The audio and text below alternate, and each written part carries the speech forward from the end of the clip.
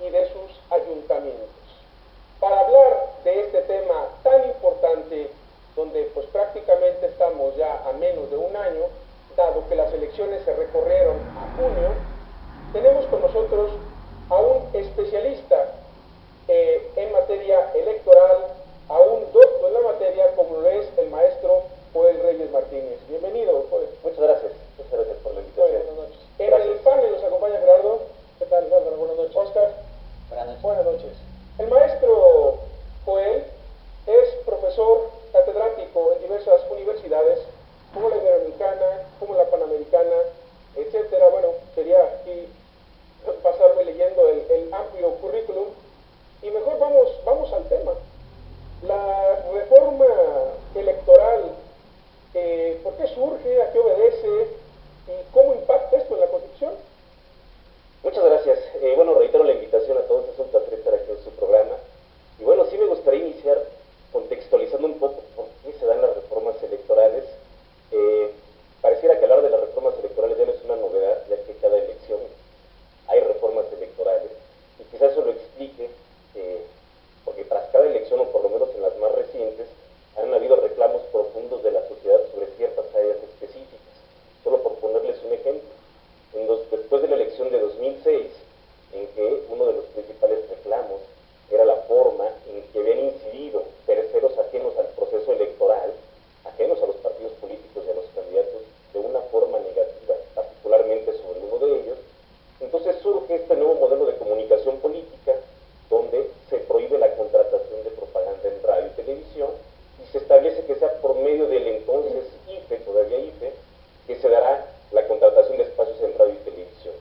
Esto obedece a que, en la mayoría de los casos, en mi opinión, las reformas responden a aspectos coyunturales.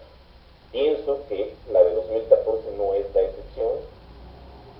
¿Por qué? Porque después de la elección de 2012 también hubo reclamos muy airados en ciertas áreas específicas.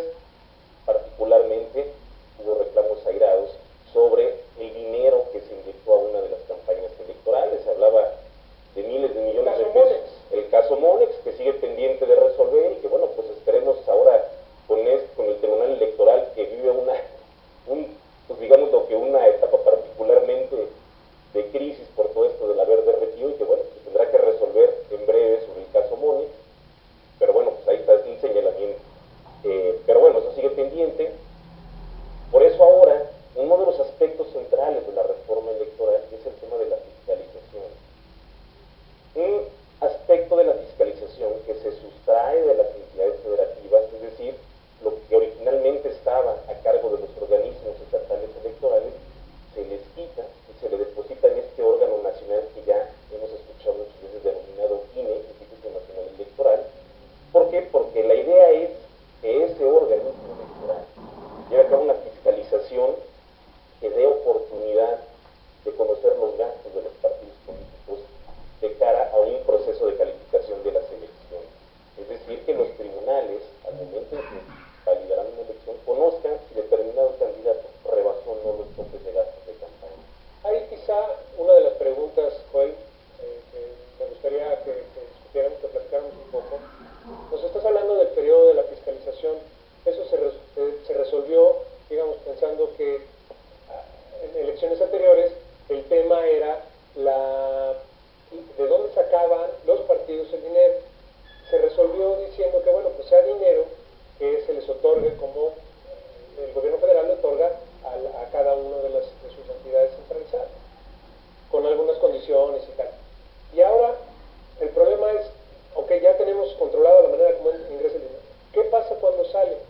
La gente dice, bueno, pues es que sí es obvio que este tipo está gastando más de, no sé, les ponen unos límites absurdos. El Estado de México en la elección de 2006 fueron 250 millones de pesos para la elección. En el Estado de Nayarit fueron 2 millones de pesos para esa elección. Entonces, el tema ahora es, vamos a fiscalizar. ¿Hasta dónde van a llegar? ¿Cuánto tiempo se van a tardar? ¿Va a ser causal para echar abajo a un candidato, para echar abajo una elección? ¿Qué plantea la reforma? La reforma electoral plantea dar solución a este tipo de preguntas y sí se establece de manera expresa como causal de nulidad de una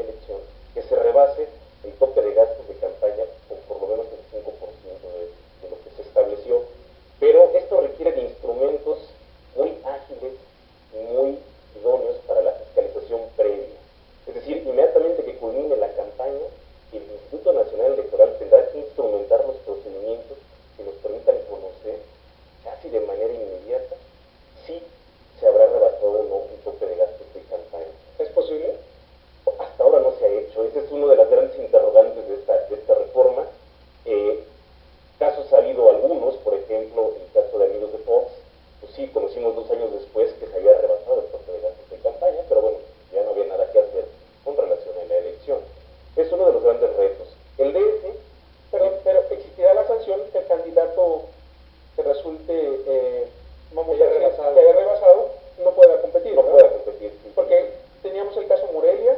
Caso Morelia se repitió, pero los mismos candidatos, ¿no? De hecho, en todas las elecciones que se han anulado en la historia de este nuevo diseño institucional a partir del 96, ha vuelto a ganar el que inicialmente ganó.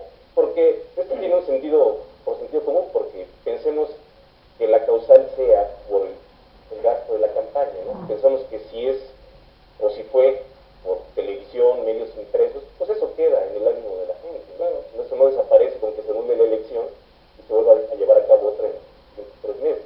La imagen del candidato sigue estando en la conciencia de los ciudadanos. Oye, perdón, en el caso de que se repita la elección, ¿vuelve a gastar otra vez el candidato? ¿Volvería a aplicarse otra vez? Sí, la democracia mexicana es una de las más caras del mundo. ¿Qué cosa? Y una de las razones por las que se otorga financiamiento público a los partidos políticos es para que no haya dinero ajeno o que permite incidir de manera negativa. ¿Por qué? Porque que no sea el dinero lo que determine el sentido de una elección, pero bueno, ahora vemos elecciones donde se gasta mucho. Como un ejemplo, en elecciones delegacionales del Distrito Federal, la pasada elección, la delegación Coajimalpa, que es la más pequeña, tiene un financiamiento, un tope de gastos de campaña de 400,000 pesos más, alrededor de 400,000 pesos. Yo creo que con los puros el arranque de campaña se supera ese tope de gastos de campaña, ¿no? Entonces, el dinero ese es uno de los grandes pendientes, es uno de los grandes retos del INE, y además un muy grande reto. ¿Por qué? Porque ya no solo serán las elecciones federales, sino las estatales. Ya lo mencionabas por el inicio, hay 10 elecciones estatales donde se renovará gobernador, pero hay otras 5, que van a ser hasta el 15, donde se renovarán ayuntamientos y diputados, y bueno, pues todas las campañas tendrán que fiscalizarse, y que de manera previa a la calificación de la elección conozcamos si se rebasaron o no los gastos de campaña. Joel, qué gusto tenerte aquí en el estudio y compartir contigo esta mesa. Ahorita hablabas un poco del tema de los topes de campaña, y ahorita que se hace esta modificación tanto constitucional pero sobre todo el andamiaje legal, de nueva cuenta se tocan temas de la fiscalización, sobre todo temas como la figura del famoso prorrateo, que es aquella en que para no cargarle el costo de un acto determinado a un candidato, y si van en conjunto a un acto, se le carga al otro. Es un poquito de ingeniería matemática, por no decir una argucia, ¿no?, legal. Pero esas son las cosas que se criticaban de la anterior legislación, pero pareciera ser que ahora todavía no queda muy claro este tema. Sí, no queda muy claro porque, y en eso creo que es una de las virtudes de esta nueva legislación, se le deja amplia discreción al INE para regular aspectos muy concretos como eso. Sin duda yo creo que el INE hará frente para evitar esta, digamos, como tú denominas, ingeniería para trasladar gastos de una campaña a otra, ¿no? Por ejemplo, sin particularizar, lo hicieron todos los partidos en la elección presidencial, actos donde coincide el candidato a presidente de la República con candidatos a senadores y diputados del mismo partido, pues se trasladan todos los gastos a las campañas de senadores y de diputados, ¿no? A pesar de que lo que atrae la atención pues es el candidato presidencial, ¿no? Entonces, yo me imagino que el INE, eso es uno de los grandes pendientes, como tú bien lo señalas, tendrá que establecer reglas muy claras para frenar eso que ha sido muy criticado del prorrateo en los gastos de campaña. Que no se trasladen los gastos hacia otras campañas para beneficiar a una en particular. Bueno, pues vamos al primer corte comercial. Regresamos con el maestro Joel Reyes. Seguimos conversando sobre el impacto que tendrá la reforma electoral en las elecciones locales del 2015. Regresamos.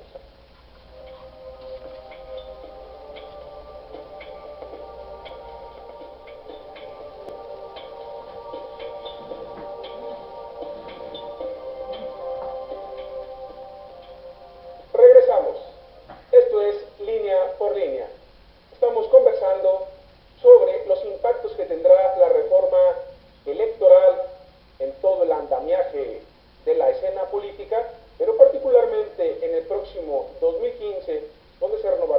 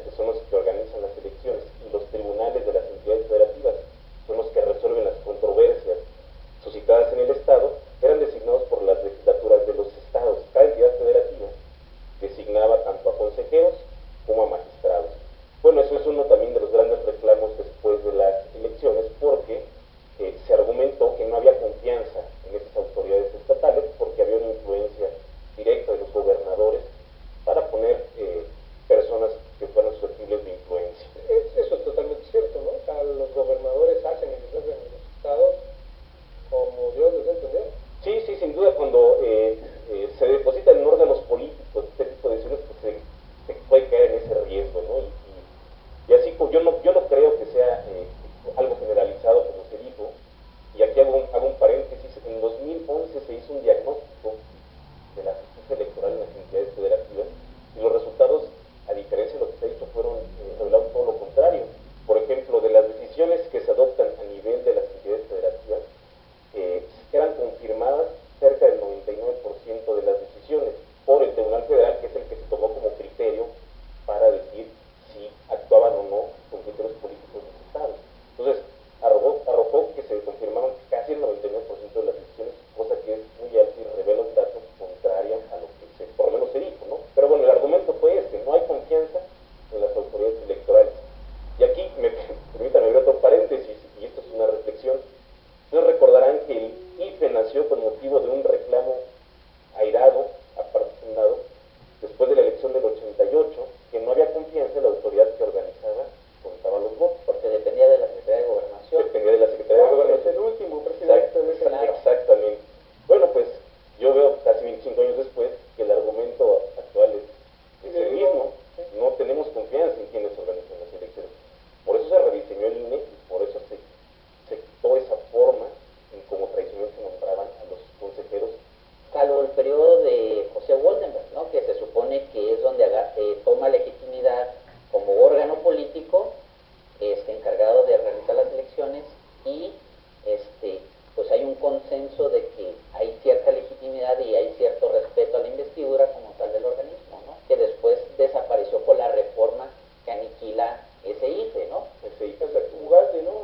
Ese IFE fue muy cuestionado, y bueno, pues a raíz de ahí ha venido un proceso de legitimación de estas autoridades electorales que, bueno, nos llevó hasta esta reforma electoral de buscar nuevos mecanismos de designación para volver a retomar esa legitimidad de origen. Oye, pero entonces, además de que no se ha resuelto de forma el problema, el dilema, creemos o queremos creer que estas nuevas personas, estos señores en específico, hombres y mujeres, tienen un valor ético, moral, que van a hacer que trascienda la institución. Así va el asunto. No es un tema de legalmente está bien estructurada la ley, las reformas están a prueba de ácido y vamos a evitar con ello. Dejamos otra vez las perlas en manos de estos señores a ver qué deciden. Ese es uno de los, creo que ha sido el principal problema que tú comentas, porque a mí me parece que el diseño institucional ha sido, bueno, México es ejemplo a nivel internacional en su diseño electoral.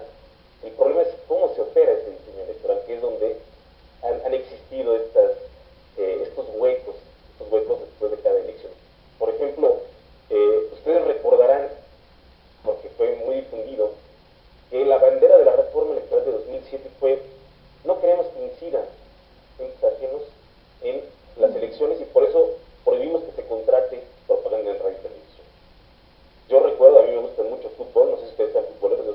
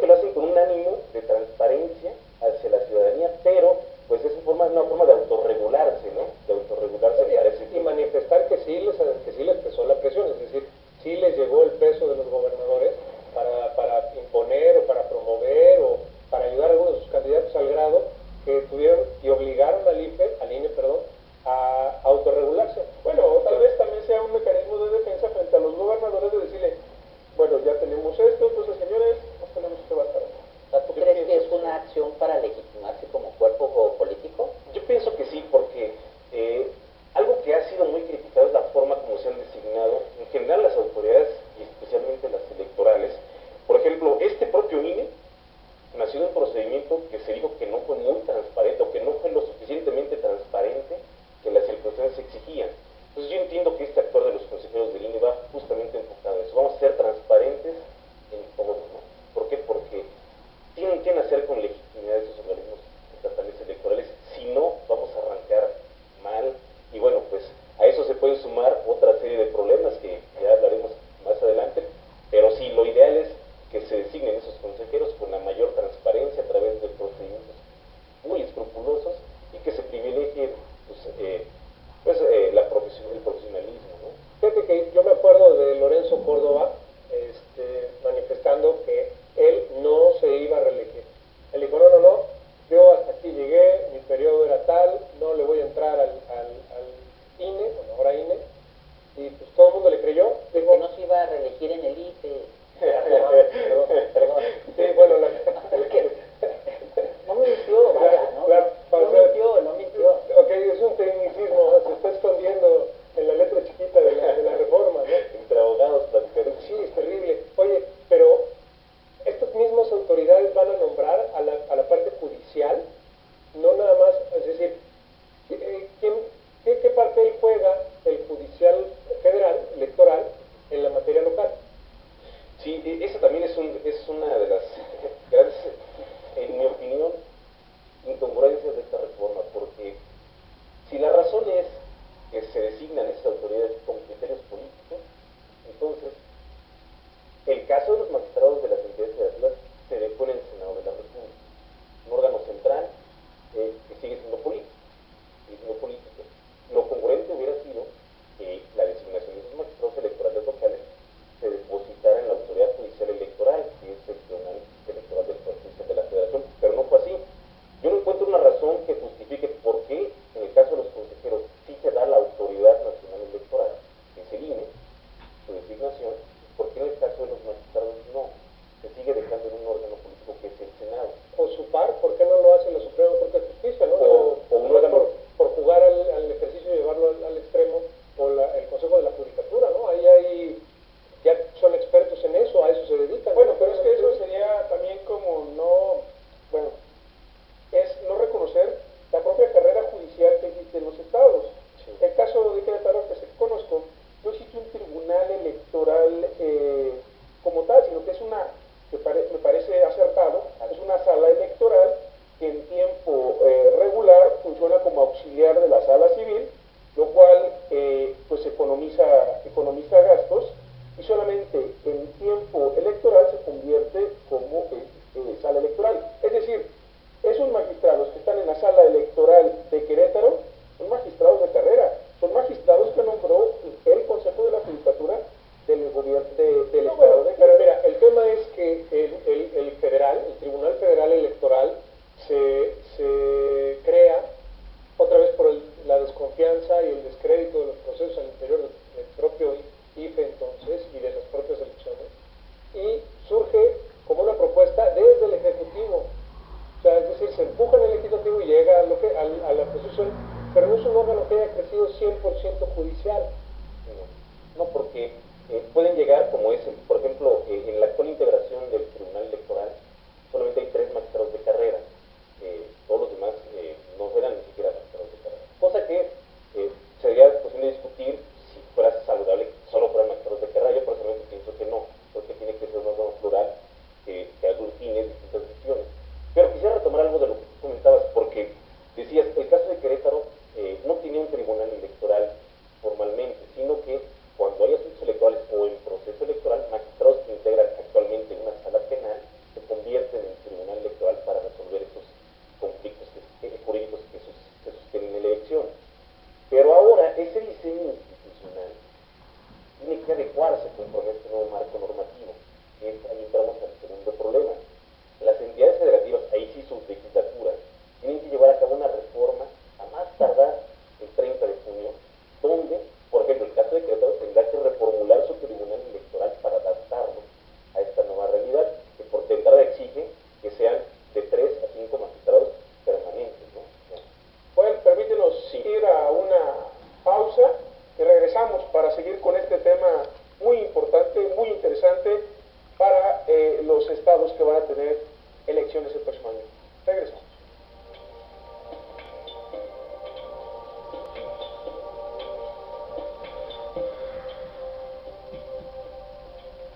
Regresamos. Esto es Línea por Línea. Mi nombre, Álvaro Cabrera. Joel, nos estabas comentando sobre los asuntos que tienen que ir armonizando las legislaturas en las leyes locales.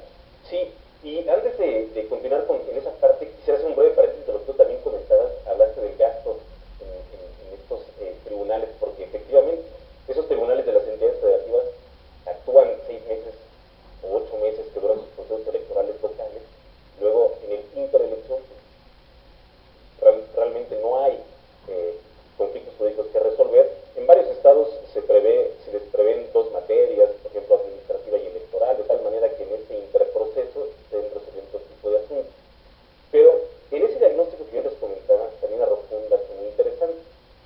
Todos los tribunales electorales del país, todos, los de las entidades federativas, tienen un gasto anual aproximado de 1.000 millones de pesos, aproximadamente de 1.000 millones de pesos. El Tribunal Federal Electoral tiene un gasto de 2.000 millones de pesos anuales. Entonces, también se dijo que una de las razones era para economizar. Bueno, yo de entrada pensé, dije, pues, si se trata de economizar y tenemos una efectividad del 99% de los locales, pues desaparezcamos el federal y mejor quedémonos con los locales, ¿no? Pero bueno, ese es otro tema que no se corresponde con la realidad, que efectivamente haya un ahorro, no es. Regreso al tema de la urgencia de que las entidades federativas adapten su normatividad antes del 30 de junio. Es un riesgo latente, ¿por qué? Porque mientras no hagan esa adecuación, por ejemplo, el Senado no puede iniciar un procedimiento para designar magistrados de las entidades federativas. El caso de Querétaro. La legislatura de Querétaro tiene que adaptar su ley para que el Tribunal Electoral exista ya formalmente y sea permanente. Pero mientras no lo haga, el Senado no puede iniciar. Hoy, por ejemplo, el INE ya le lleva la ventaja al Senado en la designación de los consejeros de las entidades federativas. El Senado ni siquiera ha iniciado. Yo desconozco que hayan iniciado ya algo, siquiera que los esté discutiendo en el Están muy Senado. ocupados. Entonces, eso sí es un problema. ¿Será antes del Mundial o después del Mundial? Si México llega al 5.º partido, esperemos que sea después de... Joel, en esta línea que estás manejando, ¿qué pasa en estos 2 casos que tenemos de elecciones en Puerta, en Coahuila y en Nayarit? ¿Qué pasa en estos casos? En esos casos se seguirá con las reglas establecidas. O sea, tendrán que ser esos tribunales. Esos tribunales no se podrán modificar ahora. Pero eso es inconstitucional, de acuerdo a la ley. Sí se dio ese margen que solamente se iniciaría con los que tendrían elecciones el siguiente año y transcurridos esos procesos electorales, todos los demás. Los que ya están en curso continuarán incluso con su propia normatividad electoral, sin adaptarse todavía a la actual y con las mismas integraciones de los magistrados. Fíjense, en el caso de Michoacán, en la elección pasada, de 2012, sucedió algo muy curioso, porque Michoacán ni siquiera adaptó su legislación a la reforma de 2007, o sea, pasaron 5 años y no la adaptó. Entonces,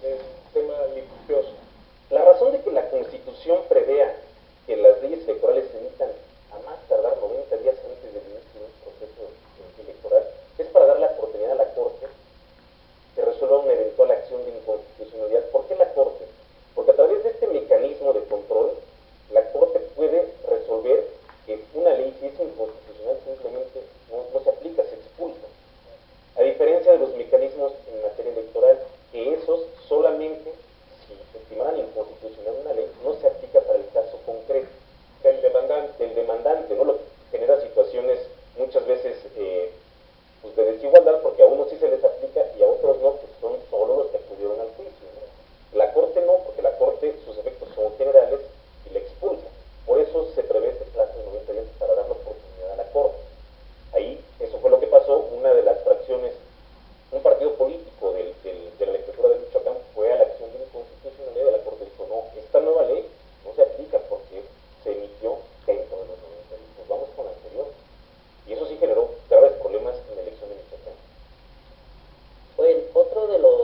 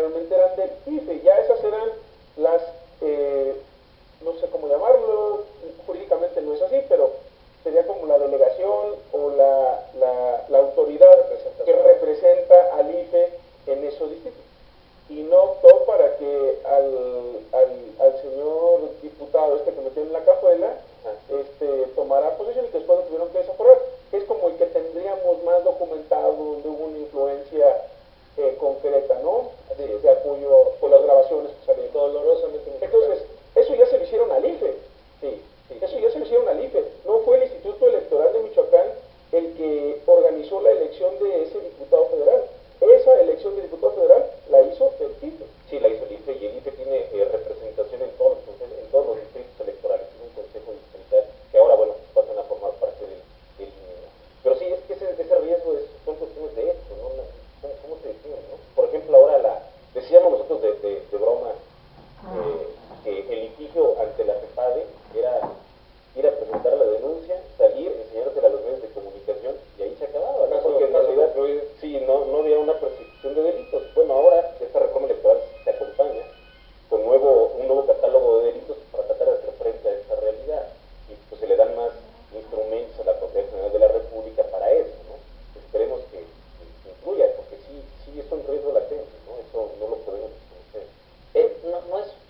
No es parte, esta parte de la arquitectura jurídica que se le dio al instituto, ¿no es un poco contradictoria dejar esta parte y robustecerla a través de la PGR para, si se supone que ya tiene todas las facultades y tendría que sancionar en la esfera política, en el ámbito político?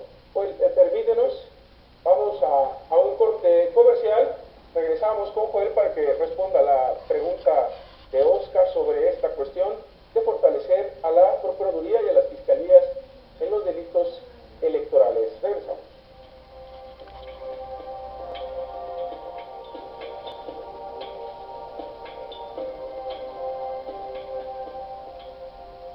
Regresamos. Esto es Línea por Línea. Estaba Oscar planteando una pregunta. ¿Nos la puedes repetir?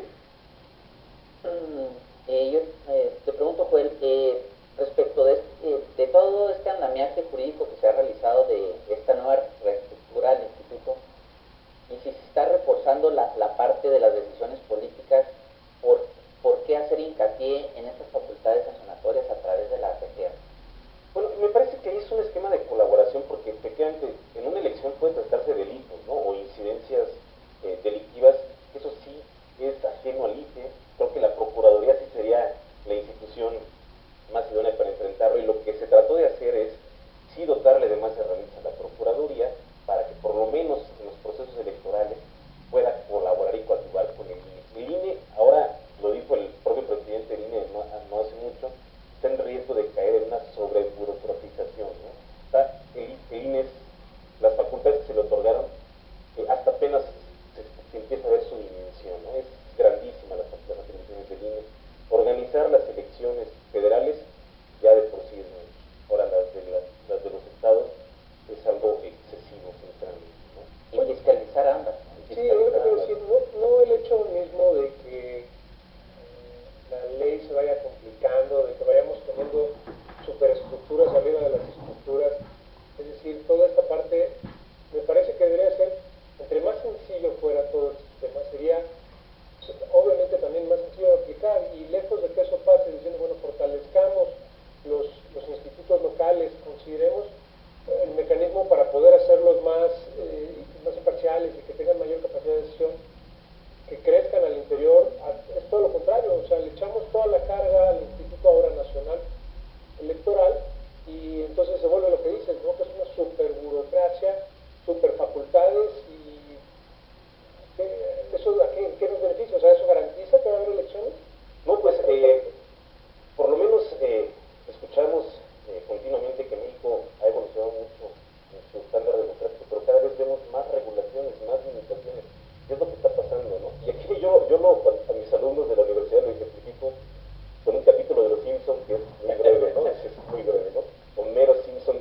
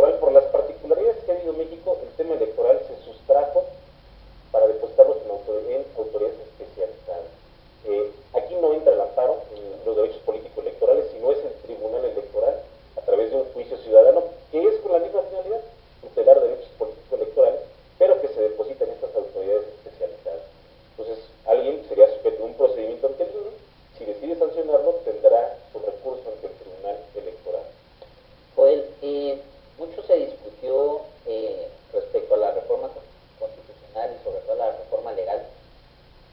Y pareciera ser que uno de los grandes pendientes y que ha sido eco y ha sido voz de muchas batallas, muchas luchas legales, son las candidaturas independientes.